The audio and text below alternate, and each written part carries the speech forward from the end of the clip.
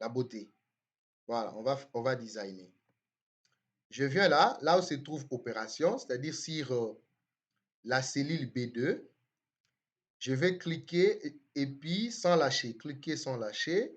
C'est-à-dire je prends à partir de 2A, A2 pardon, jusqu'à E2. De A2 jusqu'à E2. Et je viens dans le groupe alignement. Je viens là, regardez, là où il y a un petit combo, là, je clique dessus et je prends fusionner et centrer. Fusionner et centrer. Voilà. Ensuite, je viens dans les groupes police. Je viens ici pour mettre à gras. Je mets en gras.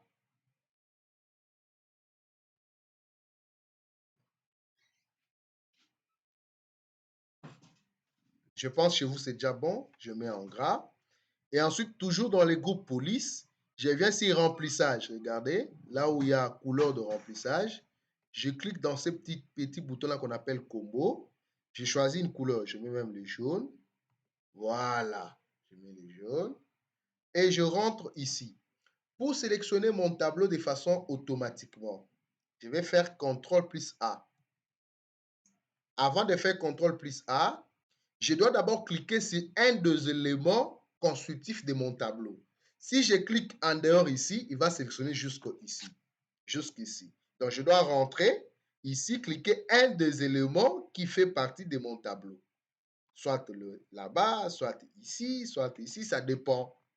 Et puis, je fais CTRL plus A. Il va seulement sélectionner la zone où j'ai des données, la zone où j'ai des valeurs, ou les cellules qui contiennent des données. Ensuite, je viens dans le groupe police. Cette fois-ci, je vais venir sur bordure. Je clique sur ce petit combo-là. Je prends toutes les bordures. Je pris toutes les bordures. Voilà. Maintenant, regardez un peu. Vous voyez qu'il y a un décalage ici, dans toutes les bordures. Ça vient, ça prend une division au niveau de l'exponentiation. C'est pas vraiment visible. C'est-à-dire que il n'arrive pas à bien recadrer le résultat que j'ai là-bas. Et pour le faire de façon automatiquement, je clique sur la colonne voulue et je monte sur l'entête.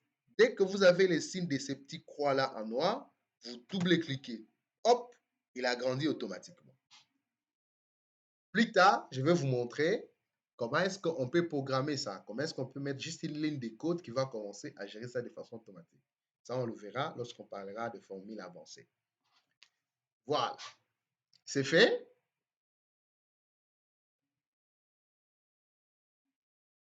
Oui, c'est fait, c'est fait. Voilà. Maintenant, qu'est-ce que nous recherchons? Nous recherchons les résultats de ces nombres tout en appliquant les opérations que nous avons listées. C'est-à-dire, je vais me positionner sur la cellule de résultats.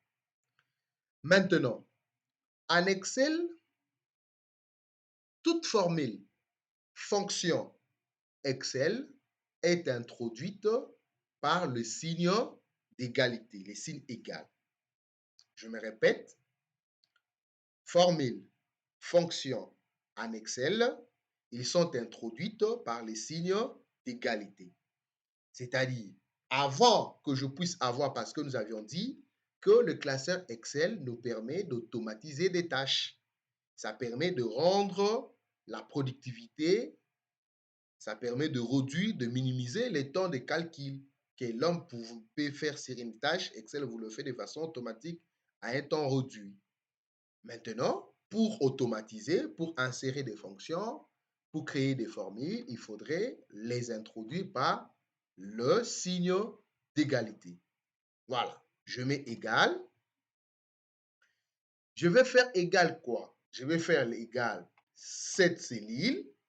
J'ai récupéré la référence de cette cellule, c'est-à-dire la position qu'occupe cette cellule. L'addition, on va mettre quel signe? On avait dit qu'on va mettre les signes plus. Je mets plus. Plus quoi? Plus le deuxième nombre. Donc, le premier nombre qui se trouve dans l'adresse ou dans la référence A5, plus le deuxième nombre qui se trouve dans la référence B5. Et puis, dès que c'est fait, j'appuie sur égal. Voilà, j'ai 15. Là, maintenant, qu'est-ce que je viens de faire? Je viens d'automatiser cette ligne. Supposons et qu'on me disait, bon, les nombres 2 ne plus 5, ça devient 20. Automatiquement, en insérant 20, dès que je vais appuyer sur Enter, automatiquement, le résultat aussi va changer. Regardez, j'ai dit Enter, il me donne 30 de façon automatique. C'est-à-dire que je viens d'automatiser cette ligne-là. Et je vais faire de même avec les autres opérations. Je me positionne là-bas, je dis égal, le premier nombre, je répète la référence où est logé le premier nombre, astérisque pour dire la multiplication, les deuxièmes nombres, et puis je dis égal. Il me donne 18. Supposons qu'on me disait qu'ici, on avait un nombre un peu bizarre, comme ça, un nombre un peu kilométrique ici. Quand je vais taper seulement sur Enter, automatiquement, il va me donner le résultat. Et je peux ouvrir pour avoir le résultat en grande taille. Ainsi de suite. Je remets ce que j'avais avant, j'avais 3. Voilà. Pour la soustraction, je fais aussi de même. Je dis 20 moins ces nombres ici, je valide, égal, j'ai dit 16, anti-slash 2, égale ceci. Je vais insister sur l'exponentiation. L'exponentiation, d'abord, c'est quoi? L'exponentiation, c'est ce qu'on appelle la puissance de puissance. C'est ce qu'on appelle l'exponentiation. L'exponentiation est une puissance de puissance. La puissance de puissance, c'est quoi? C'est vraiment, quand on dit puissance de puissance, c'est un peu mathématique. Mais comment est-ce qu'on peut simplifier? C'est facile. Qu'est-ce que ça veut dire? Lorsqu'on vous demande de trouver, par exemple, 3 aux puissance 4, en d'autres termes, on vous demande de multiplier le premier argument, qui est 3, au nombre de fois qu'il est demandé au deuxième argument par lui-même. C'est ça la puissance de puissance. Un instant, il y a quelqu'un qui demande.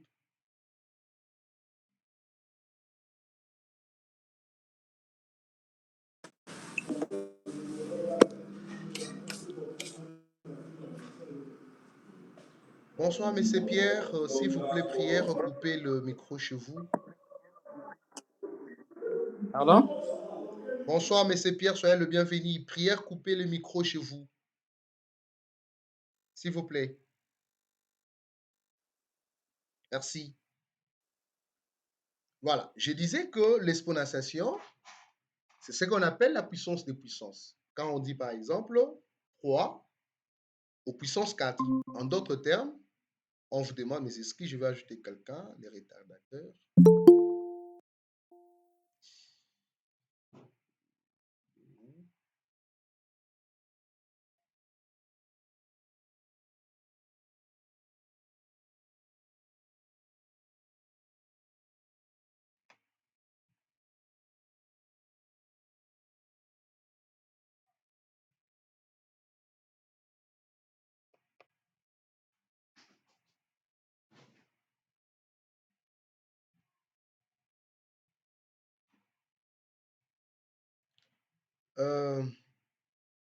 Voilà.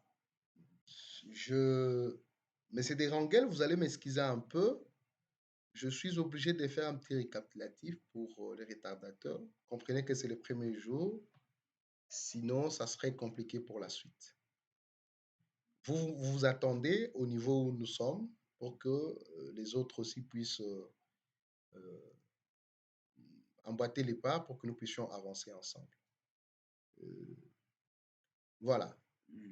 Je disais bonsoir, soyez le bienvenu dans notre formation, dans notre masterclass de formation professionnelle en Excel pour débutants. En fait, aujourd'hui, nous allons découvrir ensemble. Un instant, il y a quelqu'un qui demande à accéder. C'est ça le problème lorsque les gens arrivent en retard.